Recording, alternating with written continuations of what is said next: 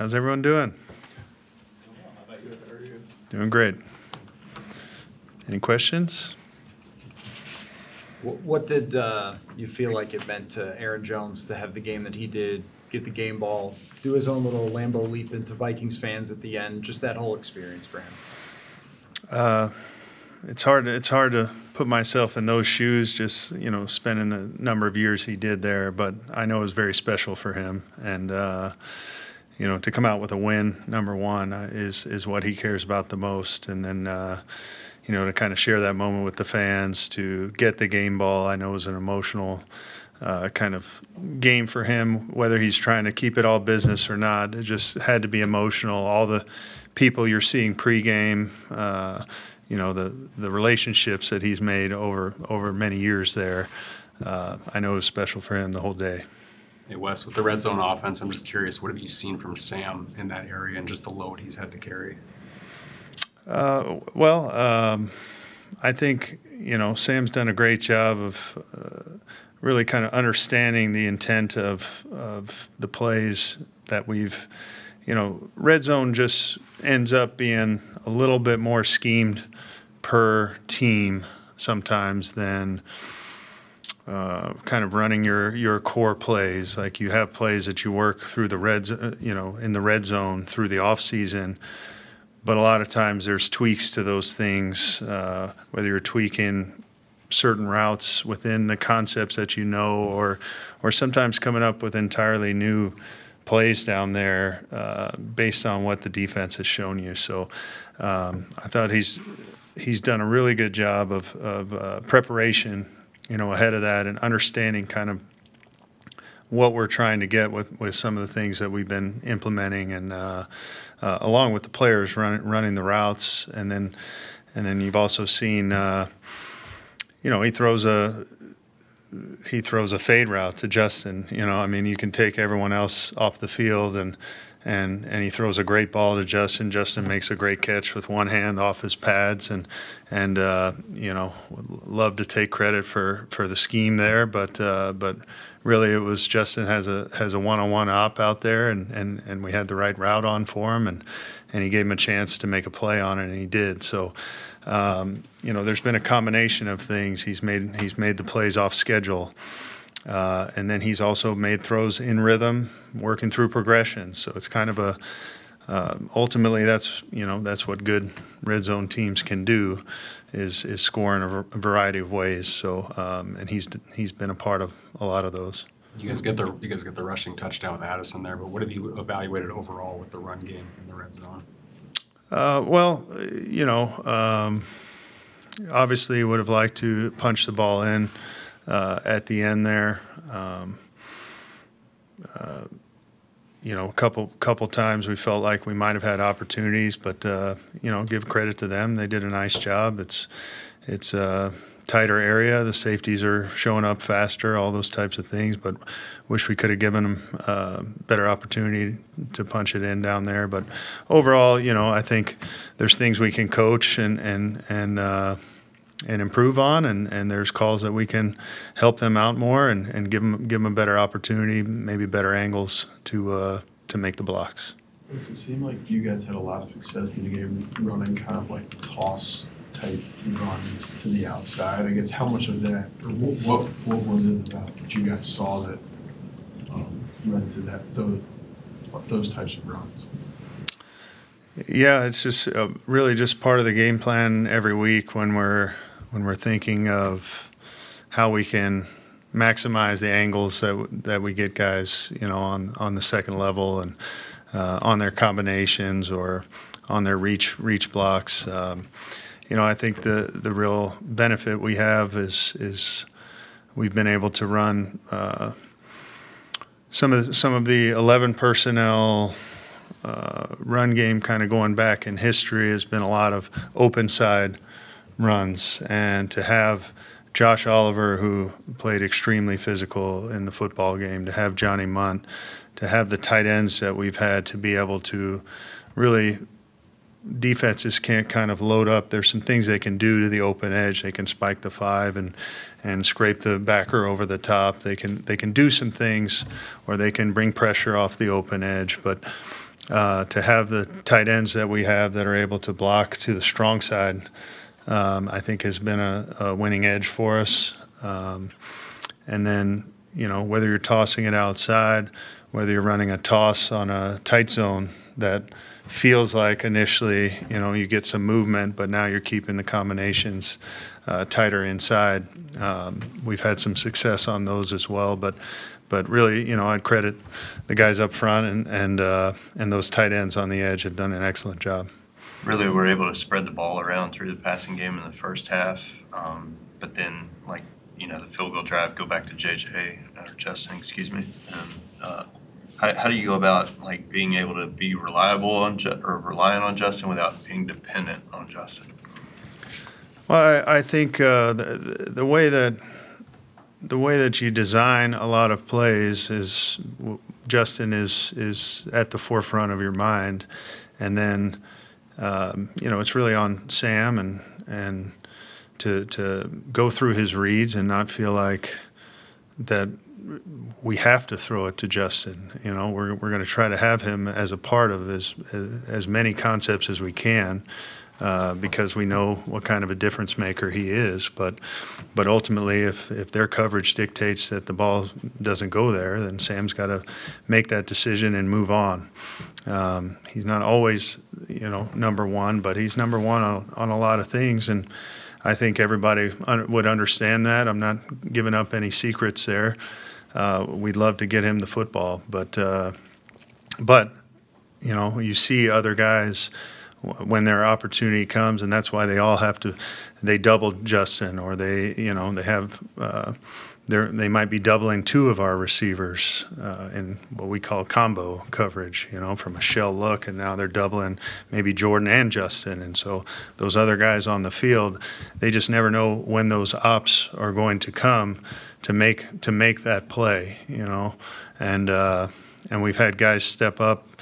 Brandon Powell a couple games ago on a 3rd and 15 catches a 14-yard route, gave us the opportunity to go for it on 4th and 1, and we convert, end up scoring there.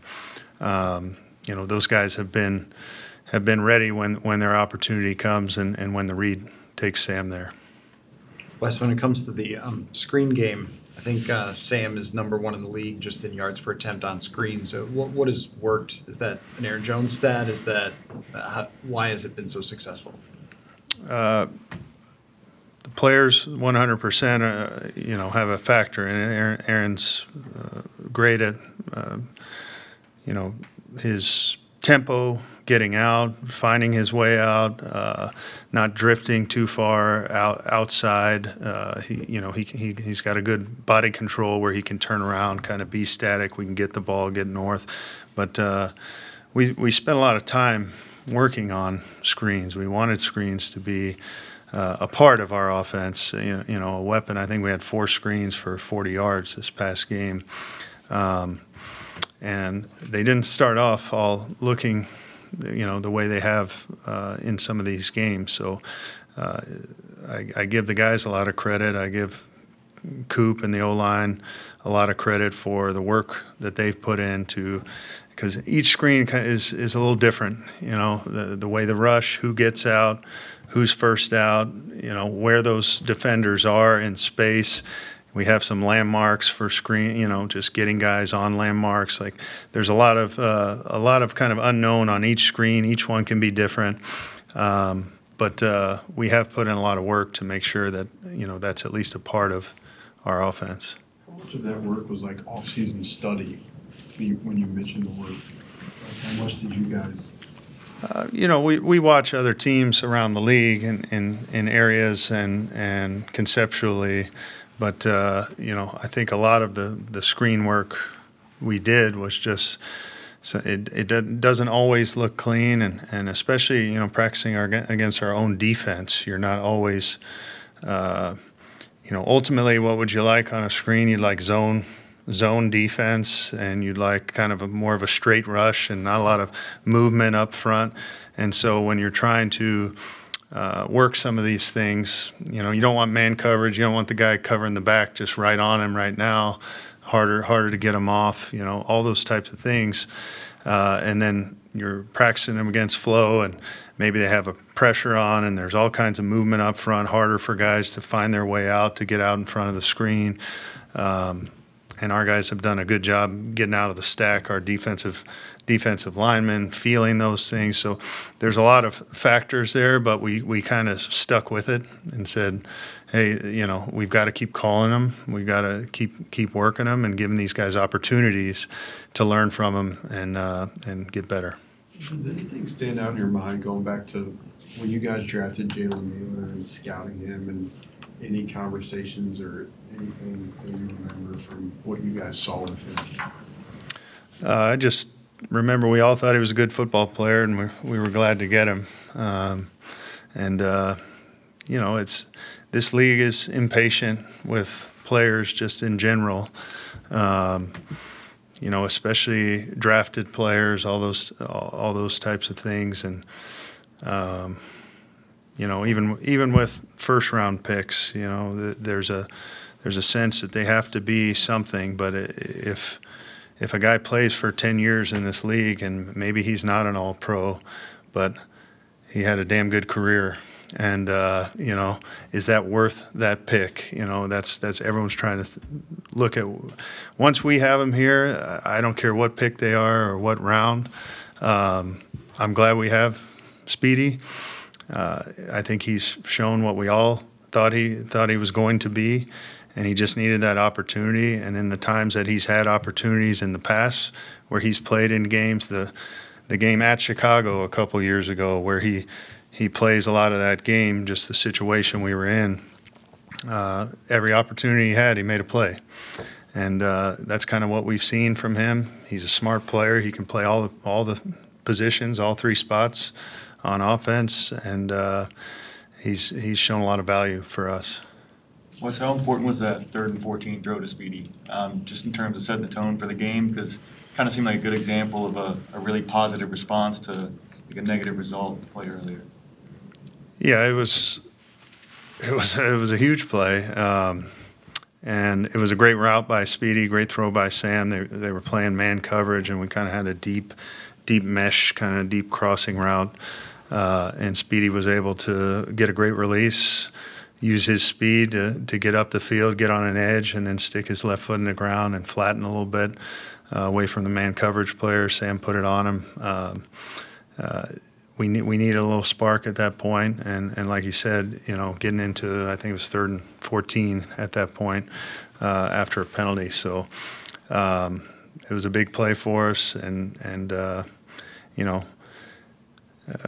with his development, with his growth, and getting Jordan back and getting Justin back, and there's a lot of great groups of three. So there's no disrespect anywhere in this league, but I think we have one of the top groups in the NFL. Just with Justin, he said after the game that he practices the Chris Carter toe tap on the catch that he made there. What do you see from him in practice on a daily basis that sort of allows him to be him, that goes beyond just the natural talent that we see each Sunday? He's a competitor. I mean, the great players that I've ever been around, on either side of the ball, when they step on the grass, they're extremely competitive, hyper competitive, almost too competitive at times. Aaron Donald was that way. DeMarcus Ware was that way. Just some of the guys that I've been around that are Hall of Fame type players. Every day he comes out, he wants to win. He wants to win every rep that he takes, and he takes it personal if he doesn't. So he's really a special player, special guy for someone of his talent. You see him get the block on the jet sweep we run. To Jordan Addison, who makes a great move on the man cover player, and then Justin's right there making the block to spring him to the corner of the end zone. So he really is as unselfish of a star, maybe the best in the league receiver as you're going to find, and we're really lucky to have him. You mentioned his catch on that fade route. Is that something you guys had to tell Sam, or like has Sam just learned like he's open when he looks like he's not, or is that he got here? Is that something he already knew because discussing Jefferson? Yeah, I think you get one-on-one ops with a player of that caliber. You give him an opportunity, and I think that's really what Sam was seeing is, they start in a shell, and it could have easily gone this way, and he's off of him and progressing through the read, but it didn't. It was quarters, and even with outside leverage outside leverage bump, Justin's able to get outside, get on an edge, and Sam's going to trust him in those situations with one-on-one ops to give him an opportunity.